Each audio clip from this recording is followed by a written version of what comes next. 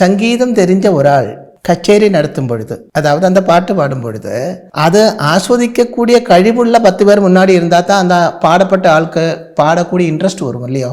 அதுபோல ஜோதிஷம் கொஞ்சம் தெரிஞ்ச ஆளுகள் கிட்ட பார்த்து சொல்றதுக்கு தான் நமக்கு இன்ட்ரெஸ்ட் இருக்கும். இல்லை என்றால் மொட்டையா மூடமா ஏதாவது அவன் கேட்டுட்டு போவாங்க. இங்கே வந்த ஆள் கொஞ்சம் ஜோதிஷாஸ்திரம் தெரிஞ்ச ஆள் தான். அவரும் சொன்னார். அப்போ அவர் சொன்னார், இல்லை சுவாமி, 2ஆம் இடத்தில் குரு இருந்திருந்தால் தனம் கொட்டு அப்படி எல்லாரும் சொன்னாங்களே அப்படின்னு. இல்லப்பா, தனகாரகன் குரு, 2ஆம் இடம் தனஸ்தானம். இப்போ காரக கிரகம் காரகஸ்தானத்தில் இருந்தால் நல்லதல்லே, அப்படித்தான் சாஸ்திரம் என்று சொல்லி அவனுடைய அந்த மூட நம்பிக்கையை மாற்றிட்டு நான் சொன்னேன், ஆமா இப்போ உனக்கு எவ்வளவு கடன் இருக்கு அப்படின்னு கேட்டேன். எனக்கு 4 கோடிக்கு மேல் கடன் இருக்கு.